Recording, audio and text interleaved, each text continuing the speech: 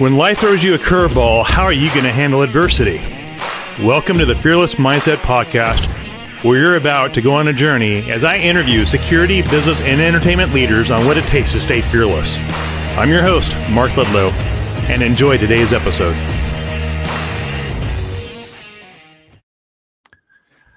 Hello, folks. We weren't planning on going live, but we are live. We have Christopher Harris joining us from San Diego, retired Border Patrol agent, 22 years in the Border Patrol, also a former law enforcement officer, corrections officer out of New York State. And he has a wealth of knowledge. He's been a contributor to Fox News, CNN, and pretty much all the networks out there on TV. Considered a subject matter expert on the border. And glad to have you here, Chris. Appreciate your time. Mark, appreciate being here. Thank you, my friend. Absolutely. So, yeah, we have this issue at the border, and it's kind of wild. And I purposely don't watch too much TV because it's there, it's happening, and I go about my business, living my life. But you're now busy. You're retired.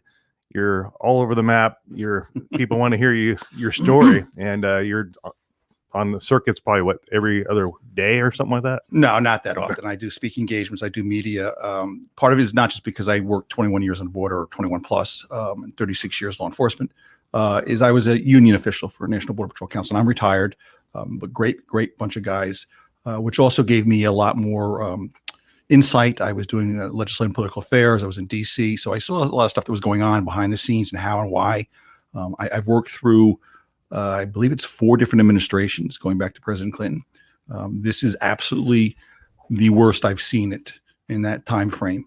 This is not some weird cycle. This is not from the previous administration. So I just want to backtrack. Yeah, go ahead. So I like to be nonpartisan. Border security, not a problem, and border safety should be nonpartisan. Unfortunately, it's becoming partisan. So I try not to go there. But I will say in this one, this is on this administration. The crisis at the border is real, and it's on this administration. Got it. And I get a little tired of people saying it's not a crisis in this administration. So one group they sent down there to help out was FEMA. FEMA. What does the second letter stand for in that name? Emergency. So you're saying we have to send a group down that deals with emergencies. Right. It's not a crisis. Yeah. I tell you, it's worse than a crisis. It is an emergency. They don't send FEMA out because there's a birthday party or a ball game. They send them out in emergencies. Right. And what did this administration send down there? FEMA. So the administration is telling you itself that we know that there's a crisis and or emergency down there. Right. Just by them sending FEMA out.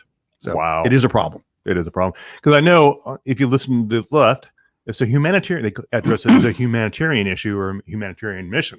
So a lot of my friends are, no, it's not a crisis, it's a humanitarian. Those people need help from South and Central America. So we need to help them. But like, offline, we're in the lounge and you're explaining to me, if we had 2 billion people come into our country, we're going to have a catastrophe. From all the countries. I mean, there's no doubt there's a humanitarian component to the crisis. Let's not, our humanity. I get that. And we can't handle these numbers as it is. And they're still going up. I think April was 170,000 that we apprehended. Wow. That's not kind of people that got away. That's who we apprehended or gave up to us. Sure. And we can discuss that in a minute, why people are giving up to us. Of course. So there is a humanitarian component. We'll never say there wasn't. Border Patrol agents going back in time when Obama was president, when the first waves came, agents would come to me as a union official. Can we bring toys in? Can we bring clothes in? And I got, I checked with management. They said, yeah, that's fine. So the Border Patrol, the men and women of the Border Patrol, they very much know there's a humanitarian component and they want to help. But there's also a national security, a local security, and other issues that are tied into this that are equally as important. And we can't ignore them or downgrade them. We have to handle all of it as a whole package. Right. And now you're the president of some organization that you're retired, and you help. What do you do in those roles? No, I'm not president of anything. I'm retired from the union. Okay. And I'm retired as a union official, and I'm retired as a Border Patrol agent. I'm retired from law enforcement now. Totally. Okay. Totally. I'm involved because I want to be involved. Awesome. I spent 21, 22 years of my life doing something and caring about it. And as a union guy representing the men and women of the Border Patrol, I just can't walk away from that. They deserve better than this. Wow. The American people Right. deserve better. Sure. And I just want to get the message out. Yeah. And then people make their own decisions. Absolutely. But the message is not getting out, or the full message, the complete message, the truth and nothing but the truth is Right. not getting out. Right. And that's what I see my part of this as. Awesome. I'm glad you're here to Thank share you. that. If you're in the audience and you're listening to this, feel free to hit us up and ask questions. We're also here for that too. And Chris will answer any questions you may have. Best of my ability. That's his ability. And I'll be asking some questions I rewrote out the other night. I was watching YouTube. I love YouTube, and I love the National Geographic show covering the cartel and what's going on. And I was just fascinated. I had no idea until last week that, correct me if I mispronunciate this, but I found out the Zetas are actually special forces from Mexico military, and the cartel recruited them to pay them better to help them fight their wars. And I'm like, holy smokes. So not all of the Zetas now, but the nucleus started as special force operators with the Mexican military that we had trained. And it was nothing nefarious. We were training them, hopefully that they would do righteous, and they got an offer they couldn't refuse, Sure. more money and whatnot, to Sure. be enforcers for certain cartels. They've kind of started their own groups now. Very dangerous people. They're dedicated to what they do, but they're very brutal. So they're a real threat. But not just them. All the cartels are a real threat to this nation, to almost any nation state. Let's be honest. In Mexico now, they're realistically a shadow government. There's whole areas they control. So if you want to get something done in an area, you might have to go through the U.S. The Mexican government, the government of Mexico, but you're probably also going to have to go through the cartel that controls that area to Right. do whatever projects or whatever you want to do. So you're going to have permission probably from both entities. In some areas, just from the cartel. So I mean, they're almost in their own right a nation state, and that's a threat to the United States. Absolutely. Now, in your professional opinion, is there a misinformation thing going on with the news networks right now? What's your thoughts on all that on the border? Absolutely. And again, that's why, last year I wasn't doing anything because of COVID-19, but I didn't have to speak out anyway, because the border was actually the best it's probably ever been for a number of reasons. Sure. And so there's two things I think that are coming out from the news sources that are normally considered mainstream media that are not truthful or not 100% true, and also coming from the administration. Mm-hmm. One is the Secretary of Homeland Security, who I used to work for, Border Patrol is a component of that, said the border is shut down. It's simply not true. Simply not true. The numbers are skyrocketing. They're spiking. It is absolutely not true. It's demonstrably not true. And either he knows that and he's being untruthful to the American people, or if he doesn't know that, then he shouldn't be in that job. Right. So there's one thing there. The border is not secure. The border is not closed. Not at all. The second thing is they were using an interesting metric the other day. I saw this administration and the mainstream media was kind of gobbling it up. Was that, well, because there's so many less children, UACs, unaccompanied children, and that goes up to the age of 17, by the way, who are in Border Patrol custody. Well, that's good because we shouldn't be holding kids for any length of time. But the fact is they're still in U.S. government custody. They just happen to be with HHS now. And we have them on military bases. We have them at the San Diego Convention Center. They're stashed all over the place. They don't know what to do with them. There's almost 30,000. So 26,000 change last I heard. So they don't know what to do with them. They can't find their parents. Not all the time are their parents already here or family members. And they're talking about giving them to sponsors. And that in itself is a little terrifying because we're not doing the DNA testing on all these people to find out that family member is actually a family member. And I don't even know what sponsor. I say this kidding around, but it should be horrifying anybody. So somebody walks in, he's 26 years old, a single male, and he says, just ignore the MS-13 tat I have on, but I like to sponsor 2 13-year-old girls. And I'm not saying that's how it's going to work, but I'm just saying we really got to start asking questions. What are we going to do with these minors? And where are we going to put them? So to say that the metric is, well, they're not in Border Patrol custody, so we're good, it is just disingenuous at best and lying to the American people at worst. Like you're saying, you just brought up a good point. Like what's going to happen, like these schools are going to be filled with these guys that claim they're 18 and they're really 24 going to high school, and they're going to start preying on these. Well, that was the point I wanted to bring up to the American public is, and I like to tell stories that involve me, not because like, hey, look at me, but I know they're true. The I truth. know, somebody can't say, oh, you heard that from somebody. No, I lived it. Exactly. I was doing a media tour a few years ago with several members of the media union tour on the border. Right. And we were getting our first waves of people abusing the asylum system. I hope to talk about that in a minute. Sure. But the press, I said, they're not trying to evade apprehension. They'll cross the border somewhere and just sit there and wait for us. And a couple of the press laughed. They go, "Oh, come on." I'm like, "There's a group of 11 right now. Let's go talk to them. They're sitting right there." So I got on my radio, called, on duty Border Patrol agents to come down. But I got out, and in Spanish, I was talking to this group of 11.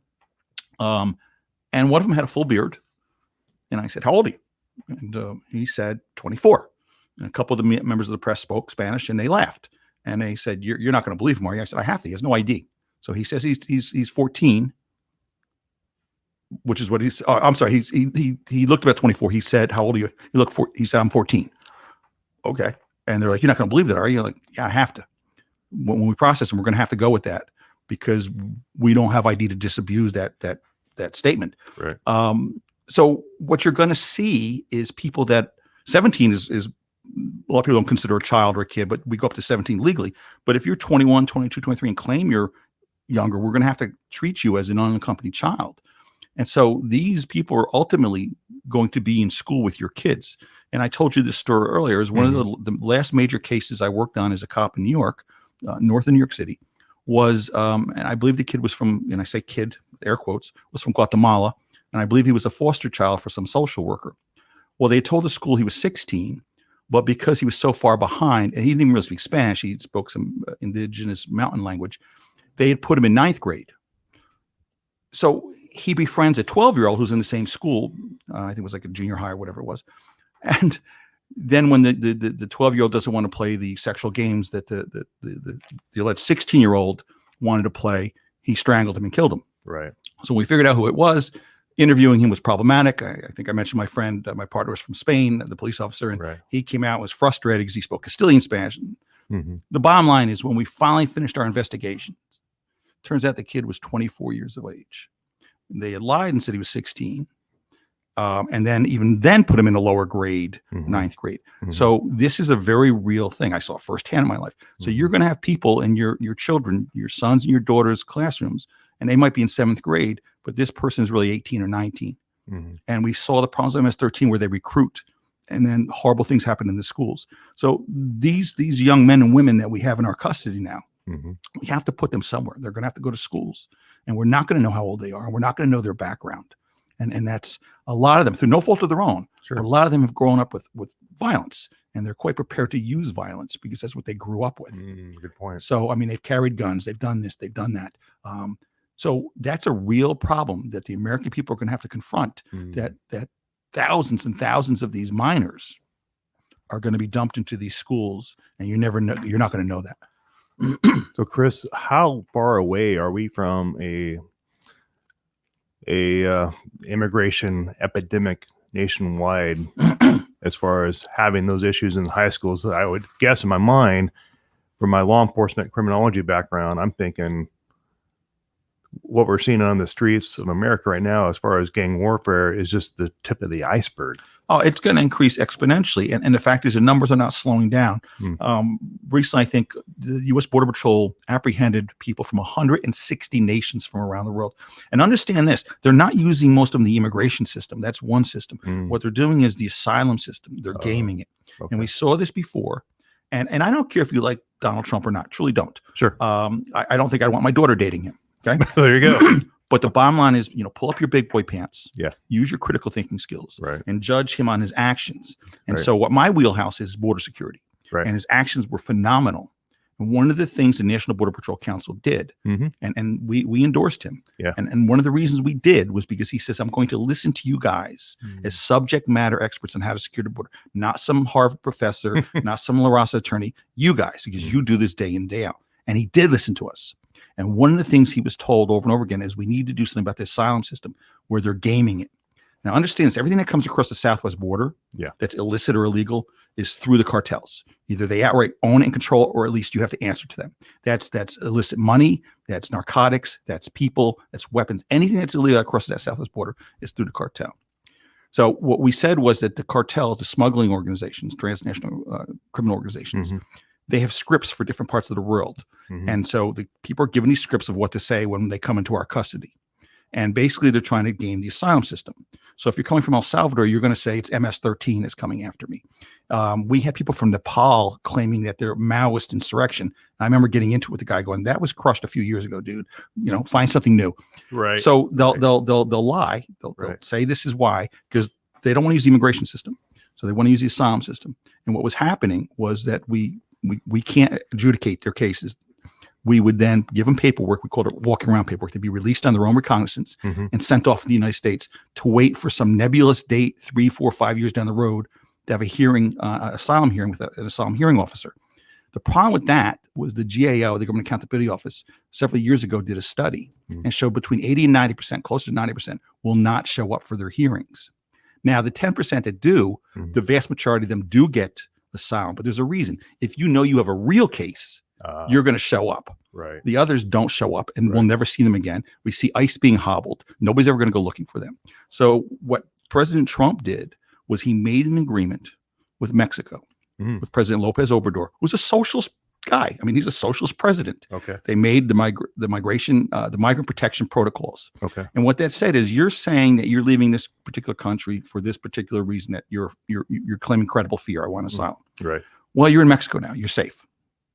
So you're going to wait, because the American people believe in fairness. So you're not going to jump the line. You're going to wait in an orderly manner by the time you signed up. And we will, when we have a next hearing date available, we will call you in to have your hearing. And if you pass that, if you reach that bar, which is encoded in law, you're going to be allowed to stay in the U.S. under asylum. Welcome to America. And that's a great thing. Sure. But if you don't reach that bar, or we believe you're lying, you're going to be disallowed. And so that was working. President Lopez Obrador liked it because it kept all these people from flooding into his own country. Sure. Well, one of the first things this administration did was undo that. Oh, wow. And even Lopez Obrador has since said, "I'd like to have that back. That's not a good thing that you did to undo that." And so when I talk to my liberal friends, I'm like, "That's a socialist guy. You should maybe listen to him when he's saying this was a good thing." Really? And so we're back now to being flooded by people claiming asylum, and we're releasing them into the United States, and we will never see them again. So they're gaming the system. And I will give you an example if you don't mind. Please do. Again, I was interviewing a guy several years ago from El Salvador, and he was claiming credible fear. And I said, "So what's your fear?" And he said, MS-13 was coming after me. I said, "Okay, so when you got to Mexico, why didn't you just stop there?" "Oh, they would have followed me." I said, "But you told me earlier in the interview you're a dirt poor farmer. You're that important. MS-13. Well, they'd follow me." I'm like, "Okay, so where are you going in the U.S.?" LA. And I started laughing, and I said, "Dude, come on. That's where MS-13 started. Exactly. That's one of its most power centers. That's where you're going to get away from MS-13 is LA." Click. Light bulb. And then I had another guy who was from Guatemala, and he said it was gangs he was leaving. And I said, "Where are you going?" He said, "Oakland." And I laughed again. I said, "I think people from Oakland are leaving Oakland, going to Guatemala to get away from the gangs in Oakland." Right. So some of this stuff is just, it's not true. And even if it is, it doesn't fit the bar, the legal definition of asylum. President Biden has said, "Oh, well, they're leaving because of hurricanes and this and that." None of that fits asylum. If you want to redo immigration for that, okay. And there's refugee status with something different, but that's not asylum. And we have to decide, are we a nation of laws? Or just, I changed my mind, I don't like that law, so we're going to kind of fine tune it because I say we should. That's not how this country is founded. And that's everything through our democratic republic is, it's a nation of laws. And if we're not, we're in real serious trouble. Great points for the audience. And just for the audience, so you guys know, this is Christopher Harris. He worked on the border in law enforcement for 23 plus years. Was law enforcement in New York and corrections and detective. He's done it all. And also a sought after subject matter expert on the border with Fox News, CNN, and all the major news networks out there. And it's a pleasure to have him here at the studio with us at Growth Mindset. And busy guy. So we're just discussing the border issue. Some people believe it's an immigration issue, and other people think it's a crisis. But we got the man himself is telling exactly what it is. And we're not getting the misinformation. We're getting uncensored information from Chris Harris. Anyway, so here's a question a friend of mine wanted me to ask you. In your opinion, what is the whole thing on the border policy? What's going on there with the whole border policy from the Biden administration? What's their point? So within days of this administration being sworn in, they undid several of the previous administration's executive orders and policies. and then did some of their own. Yeah. And so you had those two things going on, undoing prior policies, doing their own, and then the optics, the things they've said leading up to the election, and then they continue to say. What it has is just, it's told the world that the border is open. They can now say it's closed, but by their actions, it's not. Again, one of the first things was to undo that migrant protection protocol, which was fantastic. It really kept them from gaming the asylum system. The other was Title 42, which is a health thing, and had to do with the pandemic. They lessened that. Yeah. And you when this first started, they were still screaming the pandemic was fully on, and lockdown. But yet you're letting all these people in that were not COVID-19 testing. Right. We don't do that. And some of the NGOs and non-government organizations, when we turned them over to them, did their own. They found between 10 and 12% had COVID-19. We were releasing them into this country. I know the station I used to work on, Imperial Beach Border Patrol Station, driving people to the bus and trolley stops, dropping them off, and then they're getting on and they're getting on planes too, right? And so they're going everywhere in this country, and some of them have COVID-19. So Title 42, it's how it was being applied was changed, and then you stop building the infrastructure, the fencing. And I have some real problems with that. Besides that, the infrastructure is very important. It's one of the components. It's not a silver bullet, but it's one of the key components to securing the border. Technology and boots on the ground are the other part of the triangle, the triad. But what you did was to me was reprehensible. We're the United States government.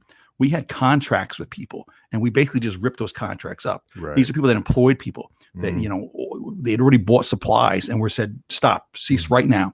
If you don't think there's penalty clauses, of course, now we're going to be paying that out. But plus, it's just how reprehensible. Because a contract is a legally binding document, Absolutely. And the U.S. government just said, we don't have to be bound by it. What does that say about the U.S. government or the administration that does that? So if they really were against the infrastructure, what they should have done, in my opinion, was say the money that's already been appropriated and the contract signed, we're going to let them play out. We're just not going to redo any of it. Right. That would have been fine. I mean, I would prefer them to finish all the infrastructure they promised us, but at least what you paid for and contracted for, and these people, I have another year's work for my employees.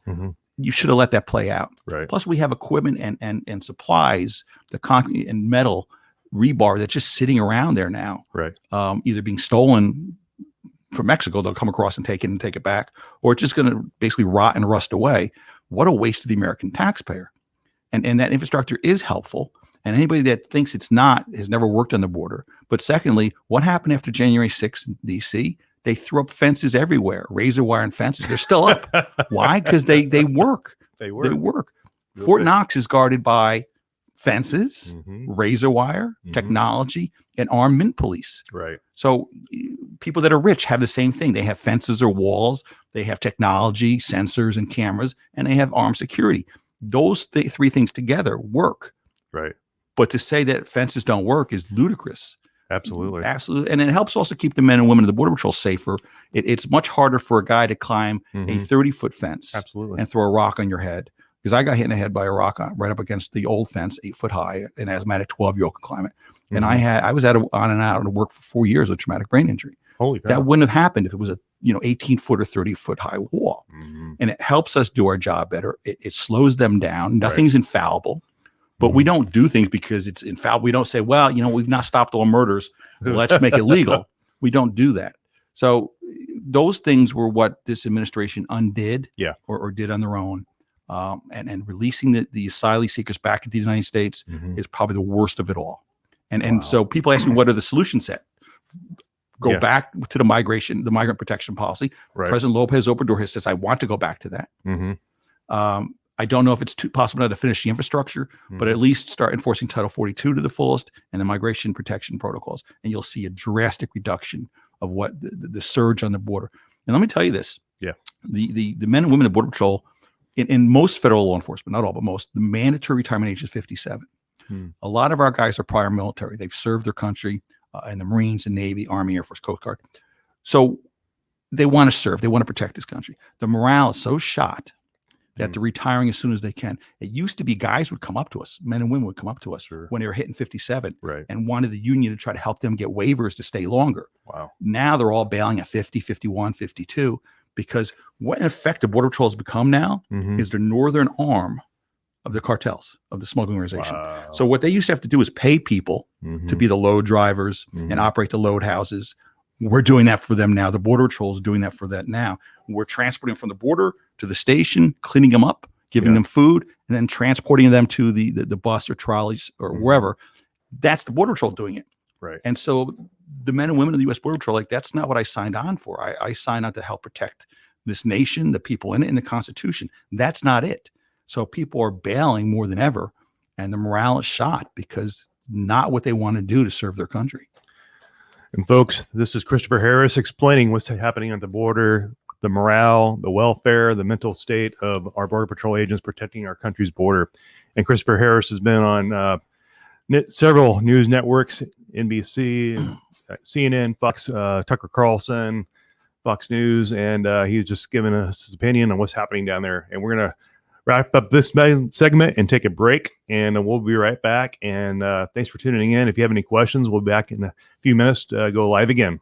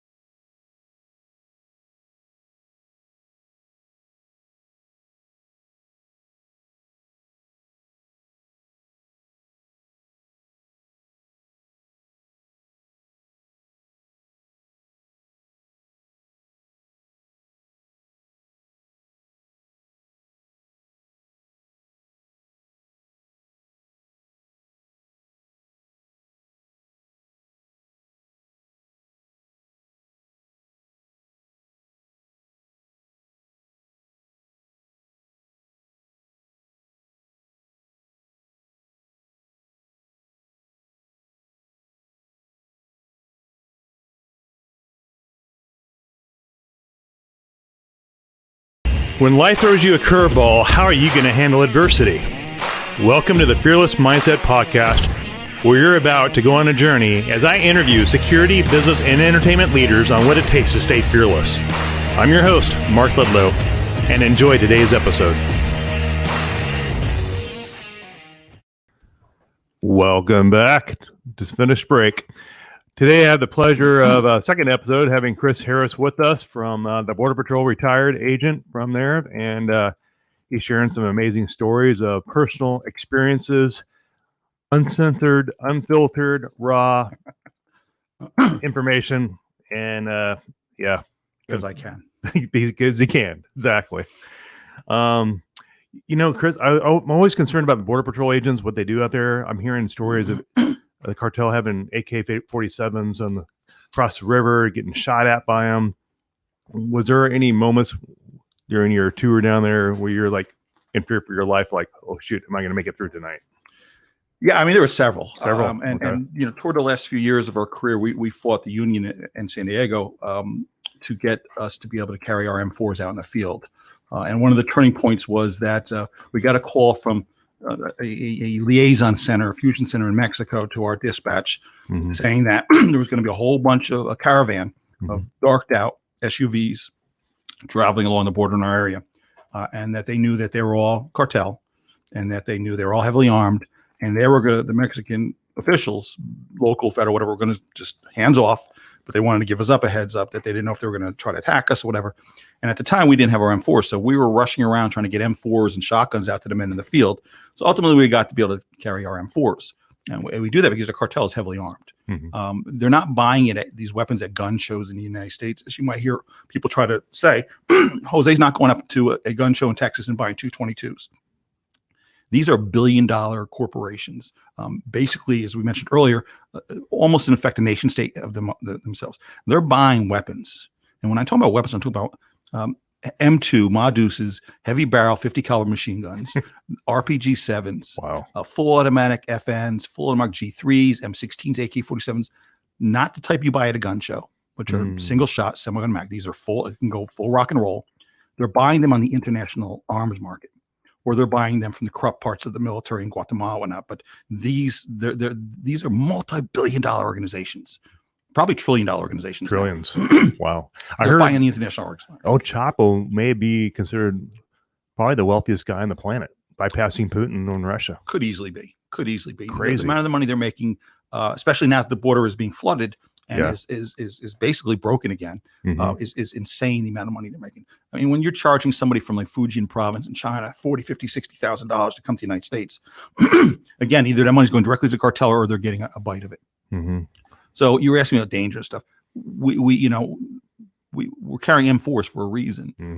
I started wearing my body armor again, even though you have to crawl through the brush. And as a cop, I was wearing my body armor. Sure. But I stopped wearing the Border Patrol for a while because you're literally crawling through brush and stuff.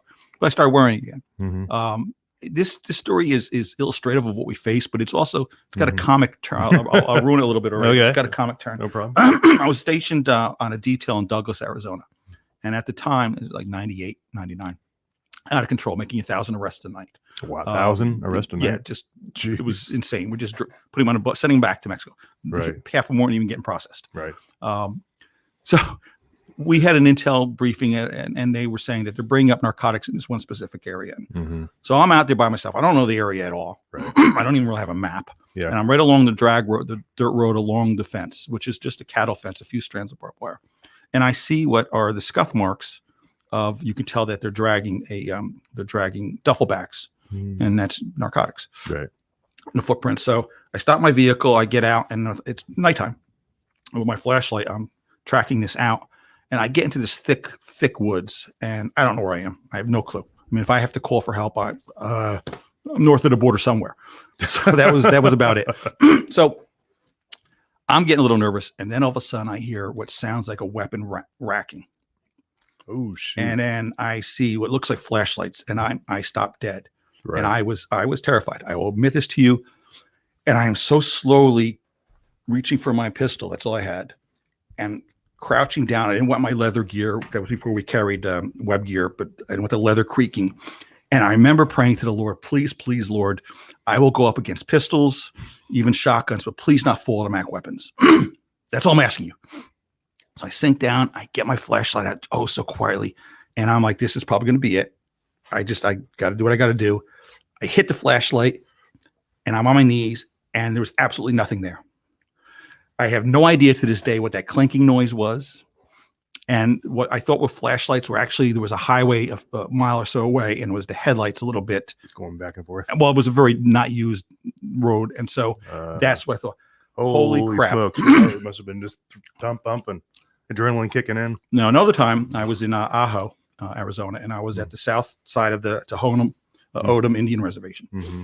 And there was, again, just some barbed wire, but there was an actually dirt road through into Mexico. We couldn't block it at the time. You know, there's certain things the Indians can do and the reservations, some silver and whites things.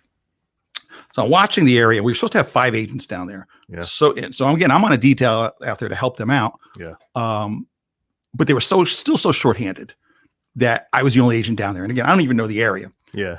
So I'm down there and I see 3 white SUVs come rocking through, flying through. And so from up where I'm looking, I could see the bundles in the back. It's it's drugs. So I go down to intercept and they do a U-turn. And as I'm going to intercept, I'm on this little parallel thing. I realize, oh, they're not going to stop. They're going to ram me. And we'd also been told that the cartels were getting tired of having their narcotics interdicted and seized, that they were going to be running 2 people and one would be armed, at least in the vehicle. So I realized at that point, as I'm racing there, that 1, they're going to ram me. 2, there's probably 6 people involved and they're going to be armed with probably full automatic weapons. And then I realized I am 50 miles from my closest backup or medical assistance. So we don't ride partners. 95% of the time, we don't ride partners. All solo? We're always solo. We just manpower. I didn't know that. Yeah, we do. Everybody says we didn't know that. You know, you can be out in the middle of nowhere and you're by yourself. So I hit the brakes because I just could picture myself bleeding out on the ground. Sure. And, even if I can call for help, that's 50 miles away. So they went zipping back into Mexico. So, I mean, I did my job that they didn't bring the narcotics into the United States. I wasn't able to make the seizures or the arrest, but I was going to die there. I knew I was going to die there.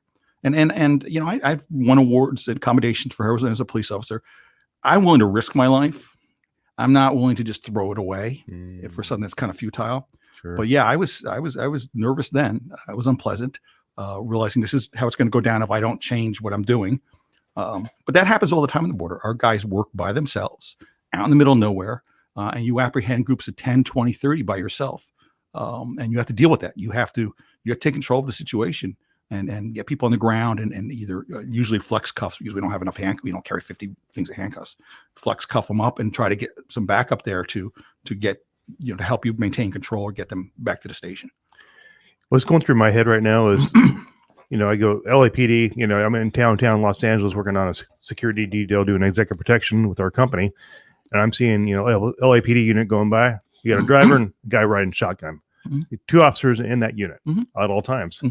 And you have the most dangerous place in the world, probably more dangerous than Iraq and Mexico, in that border right there. And our country, our government, is allowing our Border Patrol agents to work solo in our own unit. We have to. I mean, because just the manpower, we're so shorthanded that we cover, the border for the whole country.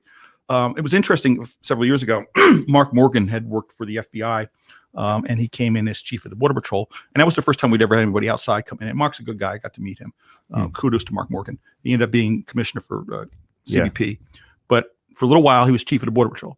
Yeah. And he said, I looked into it and I didn't realize that you guys are the most assaulted agency. Right. Federal agency in the United States, the most assaulted. I mean, we knew that already. Sure. But here was an outside guy from the FBI going, holy crap. Yeah. I told you I got hit in the head with a rock and we have rockings all the time. A couple of years ago, I was on Fox News with Ed Henry. Yeah. And one of the things was that we had deployed chemical munitions, chemical tear gas and so on and so forth when they were breaching us through in the Tijuana River Valley in the channel that comes into Mexico. Yeah. And my opponent was some high up Democrat. There was the 3 of us debating. Sure. And he thought it was unlawful and wrong for us to use the chemical weapons. And I explained, I said, look, those guys are throwing rocks and chunks of concrete and bottles at our guys. That's deadly physical force. You can kill someone with a rock. Right. We've been killing people with rocks since the beginning of time. And I said, 3 of my agents were hurt. One had to go to hospital for the knee was shattered. So not only could they have used the chemical weapons that they used, chemical munitions, they could have shot these people. They could have shot and killed them Sure. to stop the daily physical force threat. Right. So we use these chemical weapons because, we don't want to have to shoot people. We show remarkable restraint. But the fact is, we're assaulted all the time. It's insane how often we're assaulted. Didn't know that.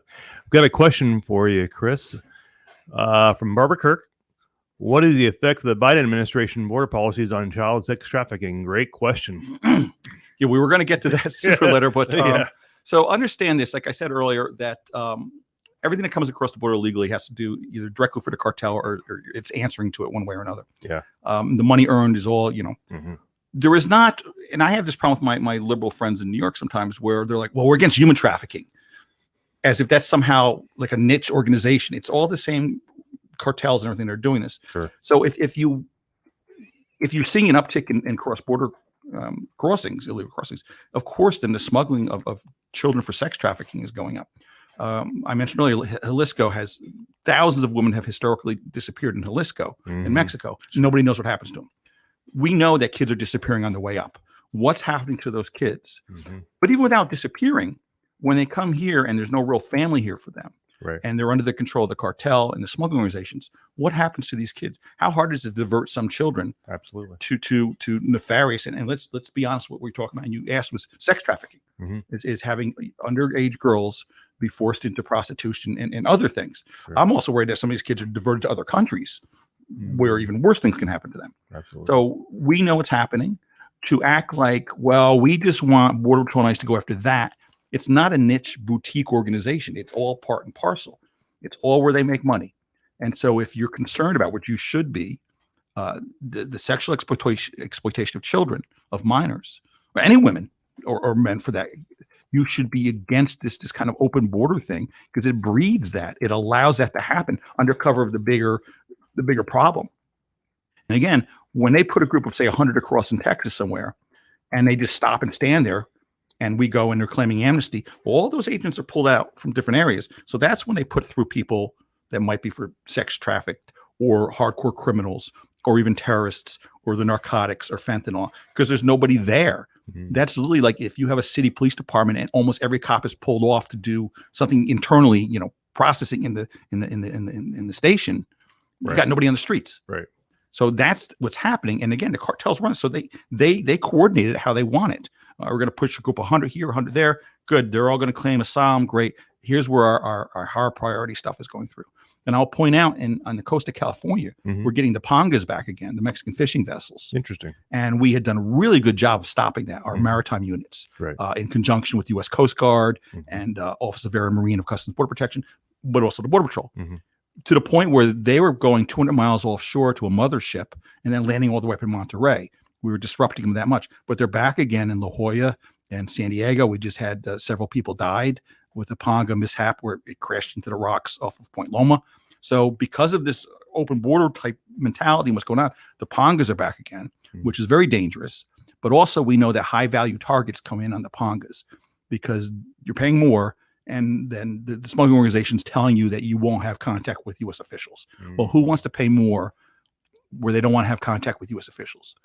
Criminals and terrorists. Well, I have heard through some friends that work Border Patrol that basically Hezbollah and Hamas were backing the cartel, teaching them how to build the tunnels. And then they were actually pushing up cells from the Middle East, terrorist cells, through the border. I've heard that. What's your opinion on that? So we've known for years that Hamas and Hezbollah have training camps in Mexico. They do. The U.S. has a hands-off policy with them. You'll notice that the Hamas and Hezbollah don't attack the U.S. Why is directly because we have a hands-off policy with them, and they, it's a kind of an unwritten agreement. Is it? Okay. Well, we haven't had attacks since I believe Beirut under Reagan. So it's a hands-off policy. Okay. They attack Israel, and we condemn them, but they're not directly attacking U.S. embassies or anything like that. Hezbollah and Hamas do not do that. We know that they have training installations in Mexico. We have seen definitively through intel we've seen definitively that when something is going on in Iraq, or Afghanistan Right. that the ISIS or whoever are using, within 2 years, you're seeing the cartel using those same tactics or weapon systems.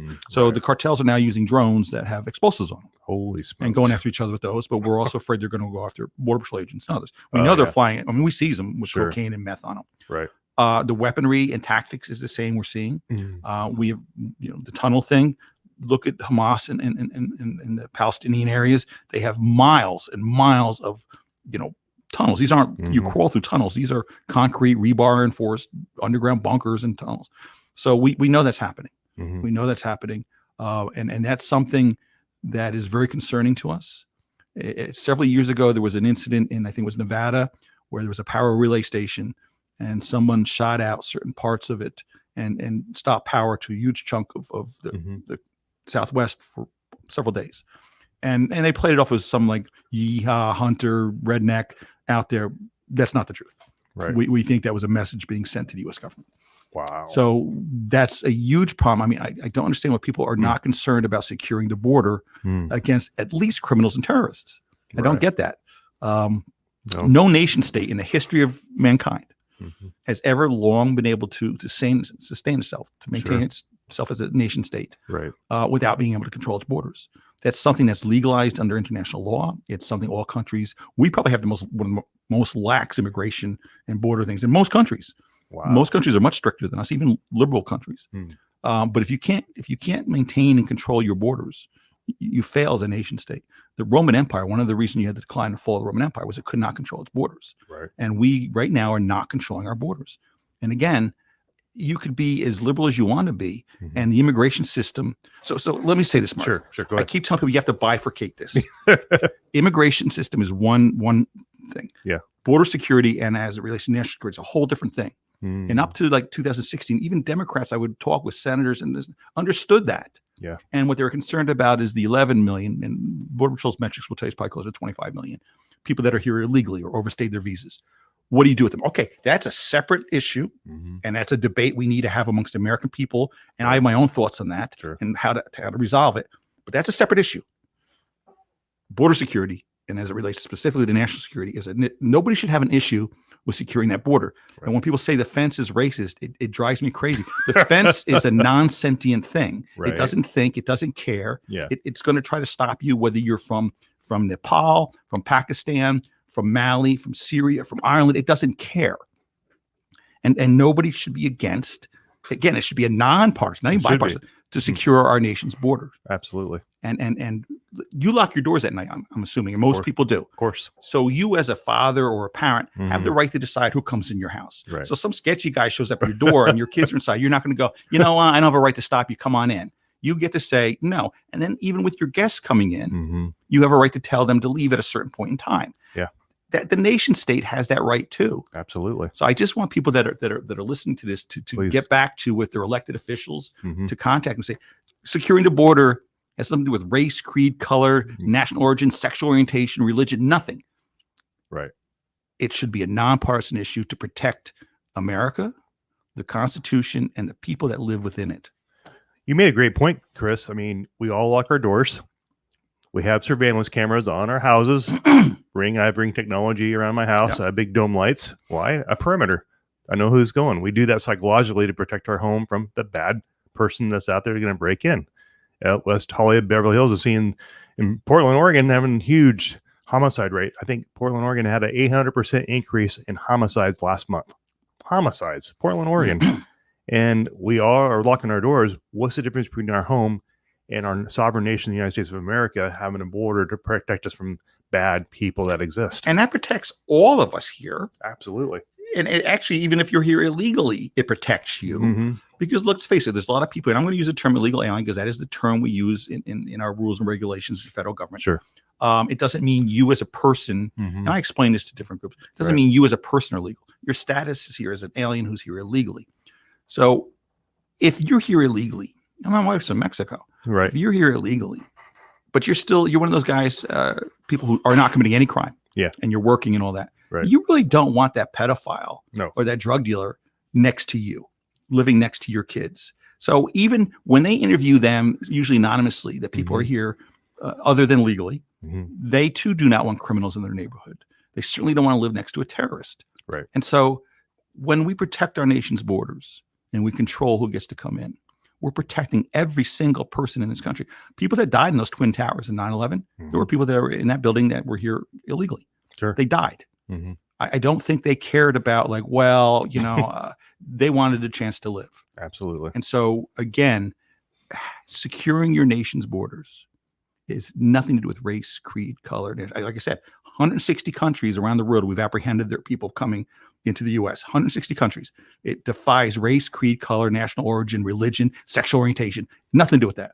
You're coming here against our laws. Right.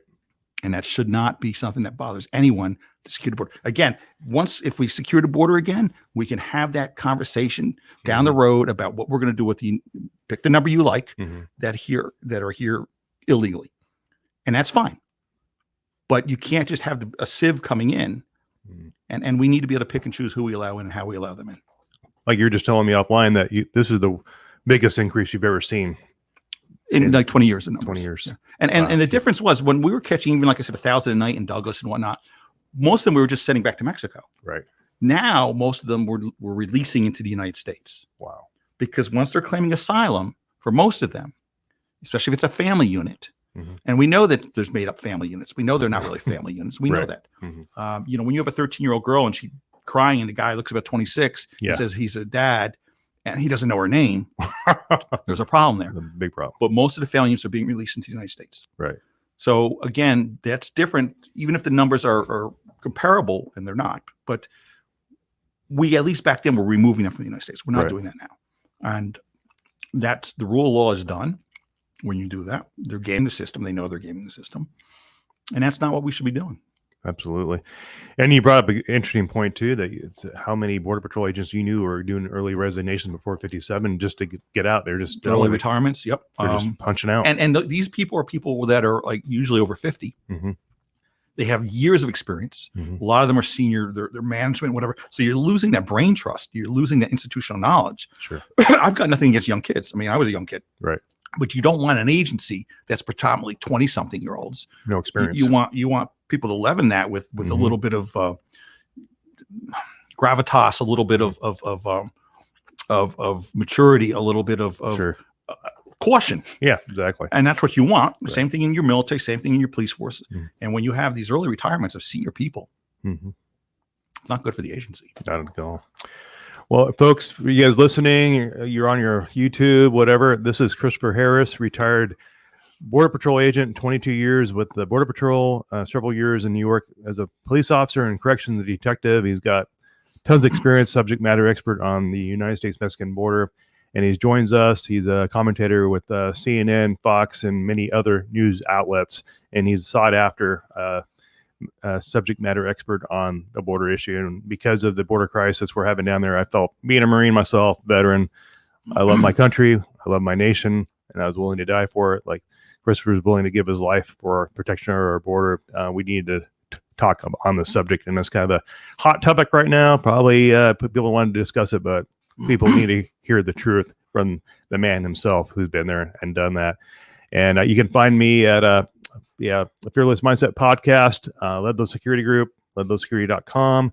And Chris, where can people find you if they want to have you speak at an engagement or whatever? I can give you my email.